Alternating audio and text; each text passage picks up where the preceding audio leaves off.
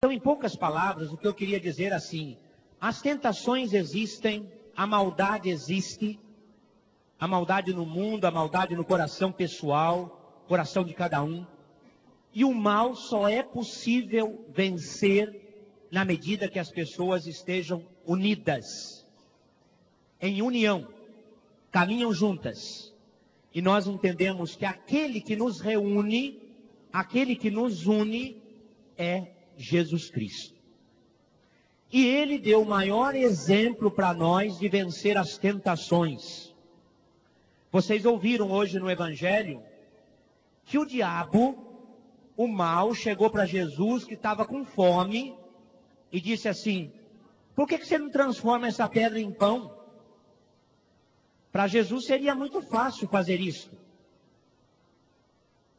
Aí Jesus vai dizer para o diabo assim: nem só de pão vive o homem, mas de toda palavra que sai da boca de Deus.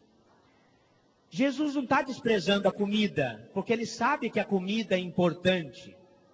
A comida é necessária para o nosso corpo.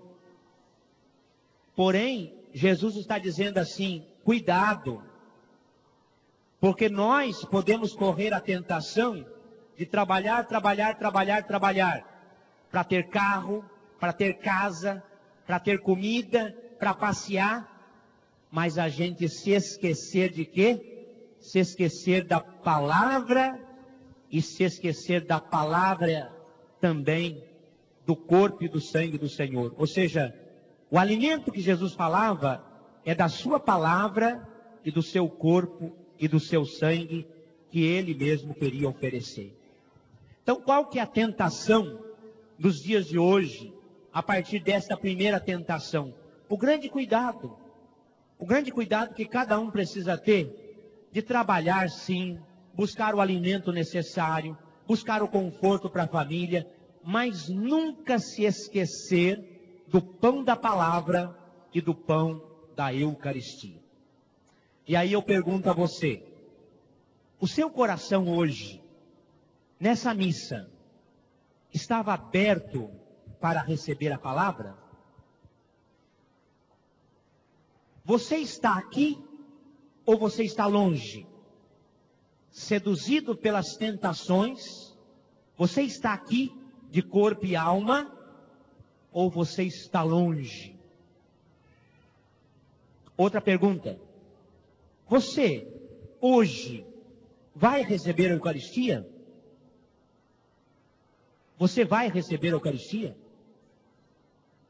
Será que se você recebesse a Eucaristia, a sua semana não seria muito melhor? Será que a sua casa, lá, o seu lar, não seria mais harmoniosa se você recebesse a Eucaristia? Nem só de pão material vive o homem, mas também da palavra e também da Eucaristia. A outra tentação, Jesus é levado num alto monte, e lá o diabo fala o seguinte: Jesus, se jogue, dê um pulo aqui de cima. Há um salmo que diz que Deus vai te acolher nos braços. Aí Jesus vai responder o que para o diabo? Não preciso nada disso. Esta tentação é muito interessante. Sabe por quê? Quantas vezes nós querendo provar se Deus nos ama ou não, a gente vira para Deus e fala assim: Senhor, se tu me amas, arruma um emprego para mim. Senhor, se tu me amas, dê uma prova, dê um sinal. Senhor, se tu me amas, cura lá o meu avô, minha avó. É claro que nós podemos pedir tudo isso, mas há uma coisa que nós devíamos pedir: a luz e a força dele em todos os momentos da nossa vida, e não só nos momentos que nós achamos que precisamos de Deus. Última tentação, o diabo mostra tudo para Jesus. Mostra todo o reino, todas as coisas criadas, toda a riqueza, e vai dizer assim: se ajoelha aos meus pés, eu te dou tudo. Primeiro que o diabo é mentiroso, né? Quem criou o mundo foi Deus, não foi ele. Ele não pode oferecer aquilo que não é dele. Mentiroso. Por isso que é chamado o pai da mentira. Aí Jesus vai dizer para ele: não, eu só vou fazer a vontade do meu Pai. Todas essas coisas que você está apresentando para mim já é criação do meu Pai. Eu sou filho de Deus.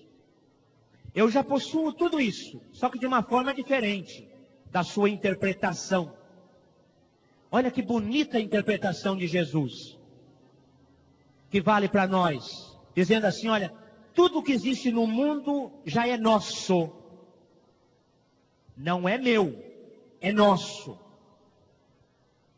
Por isso eu não preciso possuir sozinho, é nosso. E por isso Deus pode e deve estar acima de tudo na nossa vida. Crianças, adultos, nós começamos hoje um tempo muito especial na igreja, que é o tempo da Quaresma. Uma oportunidade única de você fazer o seu retiro espiritual. A liturgia desses domingos, desses 5 domingos, é uma liturgia muito bonita, porque hoje, a partir desse cenário, foi apresentado para nós as tentações de Jesus. Mudamos a nossa cruz, que não é esta, colocamos areia, pedras, cactos e tudo mais. Aos pés da cruz está uma bela flor, que não é artificial, é natural. Para mostrar para nós que mesmo diante de todas as tentações, pedras, espinhos, galhos secos, há sempre uma esperança. E essa esperança é a presença de Deus na nossa vida. Eu vou só adiantar para você perceber o quanto é bonita essa liturgia da Quaresma. E o Papa Bento XVI convida toda a igreja esse ano a refletir na Quaresma sobre o nosso batismo. E hoje foi apresentado para nós que, como batizados, existem tentações. Como Jesus foi tentado, eu sou tentado. Todos nós somos tentados. E aí um menininho, antes de começar a missa, ele dizia assim: padre, a minha catequista me ensinou assim que o diabo é um homem muito bonito. E ele é bonito só para nos enganar. E aí eu acho que valeria a pena a gente amadurecer na nossa espiritualidade, na nossa fé, de dizer que exatamente o diabo não é uma pessoa. O diabo é, antes de mais nada, algo que nos seduz. E ele nos seduz de várias formas, de várias maneiras. E aí eu diria assim, que somente um cristão batizado, que se esforça para viver o batismo, ele vai descobrir o que é obra do demônio e o que não é obra do demônio.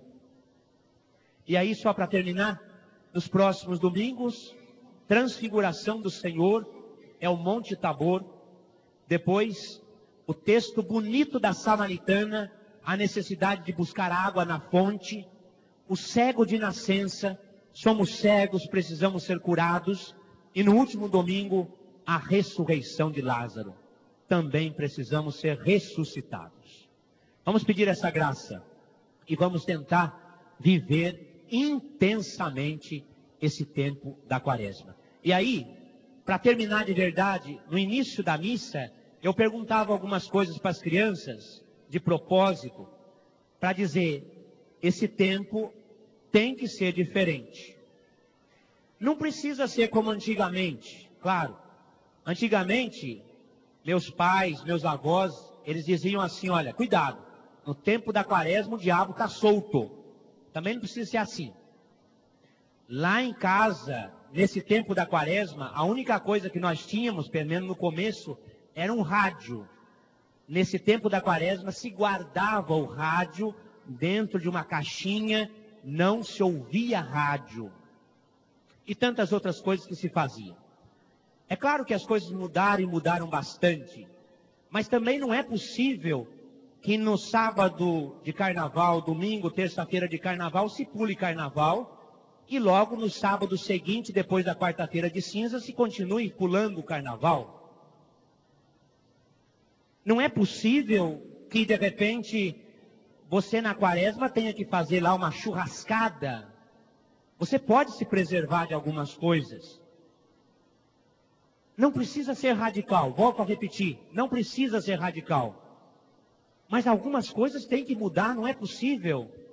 Não é possível que os outros dias dos anos sejam como o tempo também da quaresma. Não pode ser. Não pode ser a mesma coisa. Tem que ser algo diferente. Tem que ser algo que nos ajude a experimentar pelo menos o sofrimento de Cristo na cruz. E dizer, Cristo sofreu e morreu por mim. Eu preciso experimentar isso. Senão eu não vou experimentar também a salvação.